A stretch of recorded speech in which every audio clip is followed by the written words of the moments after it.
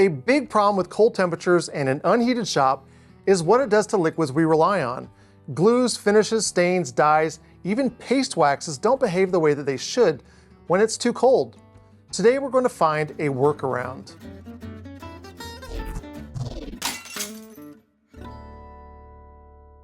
All the liquids we use in woodworking go through an absorption process. I'm not going to bore you with the details, but wood acts like a sponge, pulling in fluids as it bonds and finishes.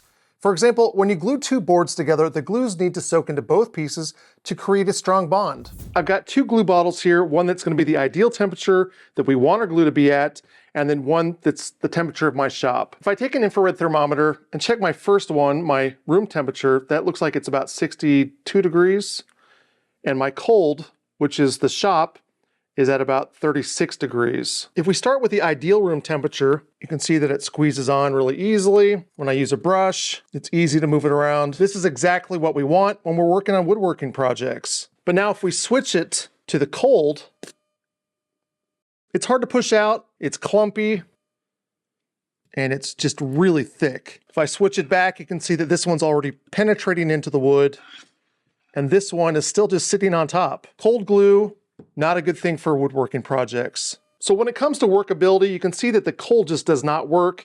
It's going to take more effort to try to get everything glued up. So now that this has sit on the surface for a little while, let's go ahead and scrape it off. And I'll scrape the other side off as well. And if you look at this, you can already see that this side is soaked in really well, where this looks like it's still sitting on the surface. This means that we're going to get a really bad penetration into the wood, which is really what we want when we go to glue things. But it's not just glue. Cold also ruins finishes. I've got another piece of oak here, and I'm going to brush on some polyurethane, and this is water-based. This is a one-coat polyurethane, so it's really thick. So I'm going to try to get it as smooth as I can. The second sample here, I left outside in 2-degree weather where it froze solid. I've since let it warm back up, and we're going to be testing to see how it compares to the other side. I'm going to go ahead and let this dry, and we'll come back and check it out after it's cured to see what it looks like. If I look at it, I'm not really seeing that much of a difference. Maybe a little bit. I can see a little bit more. I can see some bumps in this side, but let's use the microscope and look this over. And here's the frozen side. If we look at that frozen side, you can see large crystals. It looks like maybe there's large pockets of air inside of this, which is crusty looking. We'll go to the fresh side, and it looks much better. There's still a little bit of crystalline in it, but that looks much better than the other side. And this shouldn't be a surprise, as water-based stains and finishes are going to change as they freeze and become crystallized. Oils actually do much better because they have a much lower freezing point. But the real question for this is how long it's going to last over time. And I don't have the ability to speed this up to figure that out. But if liquids are frozen, I would assume that the bonding agent might have a problem. So that's something to think about as well. This means that under no circumstances should you ignore lower temperatures in your shop, especially if it means freezing. You could try adding a heat source to your cabinet. Years ago, I did this by installing a light fixture inside of mine and plugging it in every night. It worked, but because of the fumes that can build up, I don't recommend it. It's a fire hazard waiting to happen. But if you can't keep your shop warm, the next best thing is bringing your liquid materials somewhere safe. I call this my cold weather survival box for glues and finishes. It's compact with a clamshell design that minimizes wall space. On the front, there's a hidden cabinet door where I store all the tools I use with the shelving system. I originally got the idea for a clam cabinet from Steve Ramsey many years ago.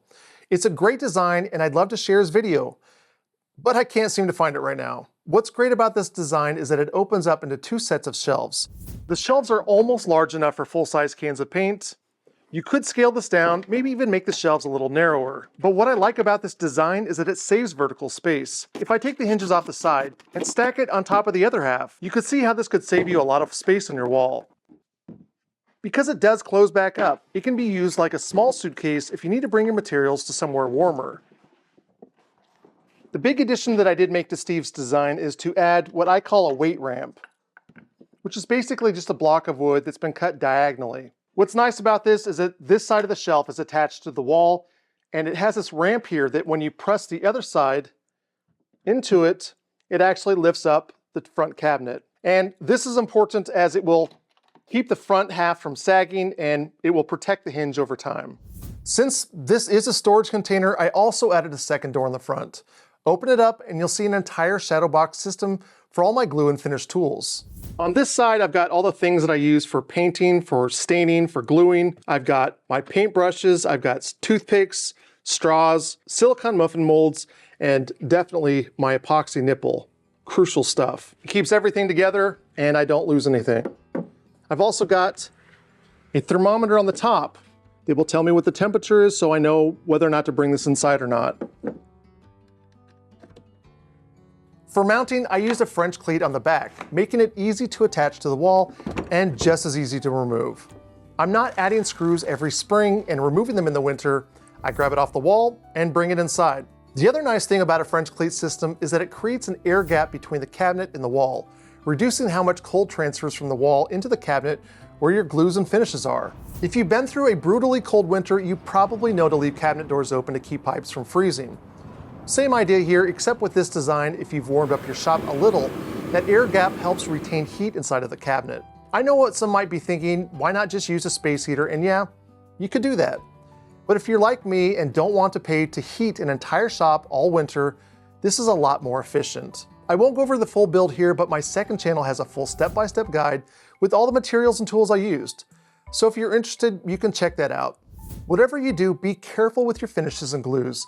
They're expensive to replace and frustrating to use if they're not stored properly. Thank you so much for watching, and I'd like to thank my patrons that keep everything free for everyone. Your support means so much to me. And remember to keep making things.